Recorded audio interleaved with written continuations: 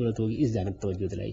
تاہم اقبال کا جو خاص انداز تھا، انہوں نے کچھ سوالات قائم کیے، توجہ دلائی اور اس کے بعد چھوڑ دیا. جوابات نہیں دیے، ان کے جوابات زیادہ تر انہوں نے نہیں دیے، یعنی سوالات اٹھا کے بات کو چھوڑ دیا. اور میں سمجھتا ہوں کہ یہ بھی ایک بڑا اہم کام تھا کہ انہوں نے توجہ دلائی کہ مسلمان اس پر غور کریں. بعد میں انہوں نے یہ چاہا کہ وہ اسلام ایز آئی انڈرسٹینڈ اٹ کے عنوان سے خود ایک کتاب لکھے اور اس میں ان سوالات کو موضوع بنائے. ان سوالات کی ایک فہرست انہوں نے مرتب کی ہے جو اقبال میوزیم میں موجود ہے.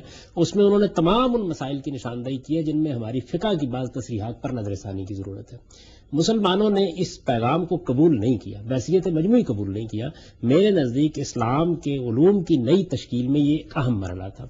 3 شخصیات کو بڑی غیر معمولی حیثیت حاصل ہے اس معاملے میں. ایک شاہ ولی اللہ دہلوی کہ جنہوں نے حجت البالغہ لکھی اور اس طرح سے مسلمانوں کو پہلی بار اس جانب توجہ دلائی کہ دین کی حکمت کو واضح کیا جائے، یعنی قانون کو قانون کی حیثیت سے پیش کرنے کا کام تو ہم کر رہے ہیں لیکن یہ بتایا جائے اس کے پیچھے فلسفہ کیا، اس کے پیچھے حکمت کیا ہے. اقبال جنہوں نے اس دور کے بالکل ابتدا میں کھڑے ہو کر یہ کہا کہ آنے والا زمانہ بعض ایسے سوالات پیدا کر رہا ہے جو ریاست سے متعلق، مسلمانوں کے اجتماعی نظام سے متعلق، ان کے فقہی افکار سے متعلق لوگوں کے ذہنوں میں بڑے خلجان پیدا کر دیں گے، ان کو موضوع بنانا چاہیے. اور تیسرے امام حمید الدین فرائی کہ جنہوں نے قرآن مجید پر غور و فکر کا ایک بڑا نیا اسلوب ایجاد کیا اور جس کے ذریعے سے در حقیقت اقبال نے جو بنیاد قائم کی تھی سوالات کی صورت میں، اس کا جواب دینا ممکن ہو گیا. اور یہ معلوم ہوا کہ اب قرآن مجید پر، فقہ پر، حدیث پر، علم کلام پر ایک نئی دنیا قائم کی جا سکتی ہے. تو یہ مسلمانوں کے اسلامی علوم کی تشکیل جدید میں یہ کام ہوا ہے. اس کام کے نتیجے میں پھر بہت سی نئی آراء اور نئے افکار پیدا ہوئے ہیں. ظاہر ہے کسی چیز کے جب تشکیل ہونے کا مرحلہ ہو رہا ہوتا ہے تو لوگ زیادہ متوجہ نہیں ہوتے. ایک وقت آتا ہے کہ جس کے بعد پھر یہ چیزیں نمایاں ہو جاتی ہیں. تو اس وقت میں جہاں تک دیکھ رہا ہوں، لیکن کیا اقبال کے بعد، معاف کیجیے آپ کی بات کرتی کہ آپ نے فرمایا کہ میں دیکھ رہا ہوں، آپ بتائیے گا کس طرح آپ دیکھ رہے ہیں، لیکن اقبال کے بعد آپ نے فرمایا کہ کام بھی ہوا اور ہوتا رہتا ہے، لیکن کیا رفتار انتہائی سست نہیں ہے؟ اس میں کوئی شک نہیں. اس کی وجہ یہ ہے کہ کوئی اجتماعی طور پر ہم نے جدوجہد نہیں کی. جو کام ہوئے انفرادی حیثیت میں ہوئے، یعنی انفرادی حیثیت میں ہونے والے کام ایک ایسی امت کے احیاء میں کیا کردار ادا کر سکتے ہیں کہ جو اربوں کی تعداد میں ہے، اس وقت پوری دنیا میں پھیلی ہوئی ہے، جس کے 57-58 ممالک ہیں. ہونا تو یہ چاہیے تھا نا کہ ان خطوط پر ہم سب بیدار ہو جاتے، مسلمان ممالک بیدار ہو جاتے، ان کی قوت، ان کی طاقت، ان کی شان شوکت، ان کے وسائل یہ اس پر خرچ ہوتے. بدقسمتی سے ایسا نہیں ہوا. اور جو تحریکیں اٹھیں اس زمانے میں، انہوں نے بھی اس کو موضوع نہیں بنایا، یعنی انہوں نے علوم اسلامی کے احیاء کو کبھی موضوع نہیں بنایا. ٹھیک ہے، اب 150 سال میں تحریکیں اٹھی جو آپ نے اشارہ فرمایا، اس پہ ہم ابھی بات کریں گے، لیکن ہم یہ چاہیں گے کہ سراج صاحب یہ بتائیے کہ اچھا آپ سے پہلے ایک کال ہم لے لیتے ہیں. جی السلام علیکم.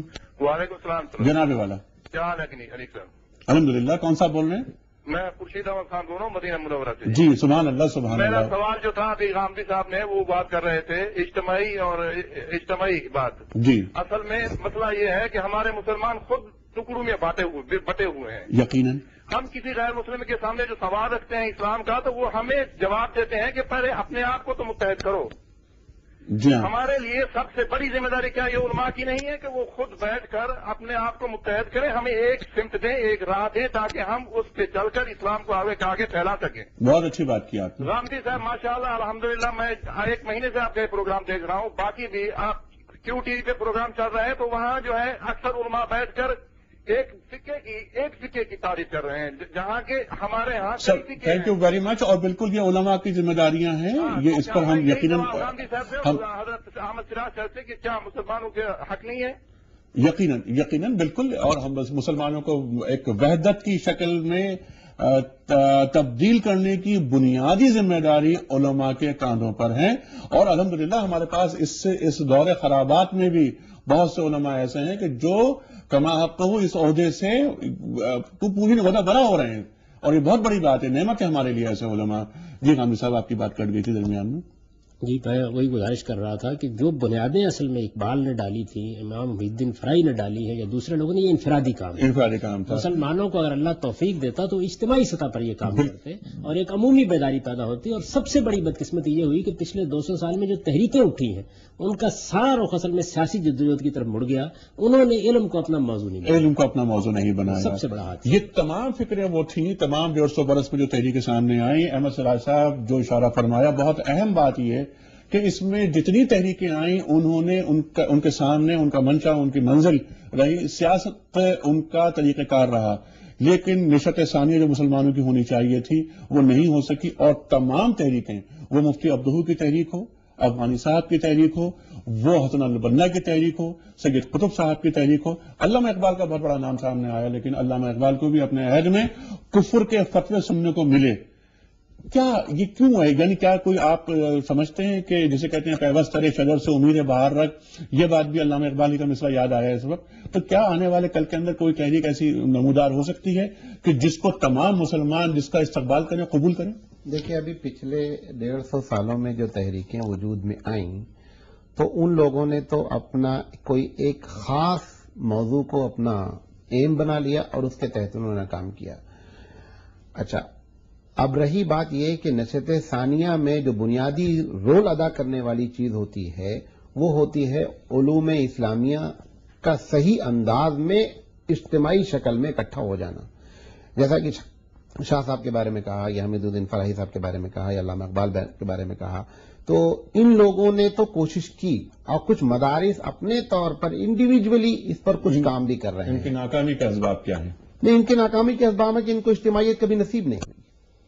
ان کی بات میں جان نہیں تھی؟ نہیں، ان کی بات میں تو جان تھی، نہیں، لیکن جو ریسیونگ اینڈ تھا اس میں کیا کمزوری تھی؟ نہیں، کمزوری صرف اس میں دیکھیں، ان کی باتوں میں جان کی بات نہیں ہے کہ خدا نخواستہ ان کی باتیں تو بڑی اچھی، بہت اچھی بات تھی، لیکن اس میں یا تو یہ کہہ لیجئے، مجھے کہنا نہیں چاہیے کہ یا تو لوگوں نے یہ سمجھا کہ اس کام کے کرنے سے ہم اپنے اصل اس مدعا کو نہیں پائیں گے جو ہمارا مقصد ہے، ہم اس میں الجھے رہ جائیں گے.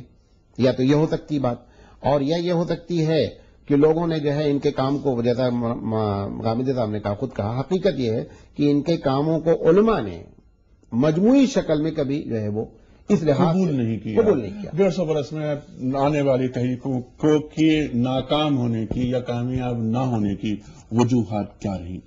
یہ بات یہ ہے کہ کسی چیز کی کامیابی اور ناکامی میں پہلے یہ دیکھنا چاہیے کہ کیا جس چیز کو وہ حاصل کرنے کے لیے اٹھی اس کا تجزیہ درست کیا ہے.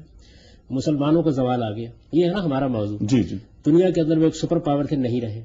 دنیا میں جیسی قوت ان کو علم و فکر میں حاصل تھی وہ حاصل نہیں رہی. سوال یہ ہے کہ اس کے اسباب کیا تھے. یعنی میں جب غور کرتا ہوں مسلمانوں کی پوری تاریخ پر تو میں یہ دیکھتا ہوں کہ بنیادی طور پر، یعنی ان اسباب کو بہت پہلوؤں سے بیان کیا جا سکتا ہے، بنیادی طور پر 2 سبب ہیں. ایک سبب تو یہ ہوا کہ قرآن مجید جو ہمارے ہاں علم اور عمل دونوں کا محور اور مرکز ہونا چاہیے تھا، اس کو یہ حیثیت 3ری 4تھی صدی کے بعد حاصل نہیں رہی. یہ حدیث میں حاصل نہیں رہی، یہ فقہ میں حاصل نہیں رہی، یہ علم کلام میں حاصل نہیں رہی، یہ تصوف میں حاصل نہیں رہی. مسلمانوں کی مجموعی زندگی میں قرآن تلاوت کی کتاب بن کے رہ گیا. جس طرح اس کو مرجع اور ماخذ بننا چاہیے تھا وہ اس طرح نہیں بنا. اقبال نے جب یہ نوحہ پڑھا کہ آج یاسین ہے وہ آساں و میری، اب تو اس کی یاسین پڑھ کر موت کی آسانی تلاش کی جاتی ہے، اس کے سوا کوئی مصرف اس کا باقی نہیں رہ گیا. تلاوت کرنے کے ثواب پر ہم نے بہت تقریریں کر لیں، لیکن قرآن مجید ہمارے علم کا، ہمارے عمل کا محور ہو، یہ ایک لمبا عرصہ ہوا ہم نے چھوڑ دیا. میں جب کہتا ہوں علم کا محور تو اس کا مطلب یہ ہے کہ ہمارے علماء نے اپنے علوم میں جو حیثیت قرآن کو دینا چاہیے تھی وہ چھوڑ دی. دوسرا حادثہ یہ ہوا کہ ہمارے ہاں جب یونانی علوم آئے، اسی طرح ہمارا مسیحیت سے معاملہ پڑا، ہم نے رہبانیت کو دیکھا، ادھر ویدانت کے افکار سے متاثر ہوئے، تو اس کے نتیجے میں ہماری ساری دلچسپی فلسفے اور تصوف سے ہوئی. یعنی ہمارے جو ذہین عناصر ہیں اگر آپ ان کی تاریخ کا مطالعہ کر کے دیکھیں تو زیادہ تر نے اپنے لیے جس علم کو اختیار کیا وہ فلسفہ اور تصوف تھا. دونوں ماں بعد طبیعیات اور اخلاقیات سے بحث کرتے ہیں، جس کے لیے در حقیقت ہمیں کسی کے پاس جانے کی ضرورت ہی نہیں تھی، ہمارے پاس تو اللہ کی کتاب موجود تھی. تو جو سائنسی علوم ہے، طبعی علوم ہے، جن کا تعلق یا تو انسانی نفس کے تجزیے اور تحلیل سے ہے یا کائنات کے انفس و آفاق کے جو علوم ہیں، ان علوم کی طرف مسلمانوں کا اشتغال ویسا نہیں رہا جیسا کہ ہونا چاہیے تھا. پھر اس کے ساتھ کچھ عوامل مل گئے. ہمارے ہاں پیری نے ایک خاص انسٹیٹیوشن کی صورت اختیار کر لی، تصوف اور خانقاہوں کے نتیجے میں وہ ایک انسٹیٹیوشن بن گیا. جو جمود پیدا ہوا قرآن سے منحرف ہونے کے بعد اس نے فقہی جمود کی صورت اختیار کر لی، فرقے بن گئے، اور اس کے نتیجے میں ایک ملائیت جس کو اقبال کہتا ہے وہ چیز پیدا ہو گئی. اور تیسری چیز یہ ہے کہ کبھی ہمارے ہاں جمہوریت نہیں رہی، سلطانی بادشاہت قائم ہوئی. بادشاہت کا ایک بڑا مسئلہ یہ ہوتا ہے کہ اس میں استبدادی حکومت اصل میں پوری قوم کے اندر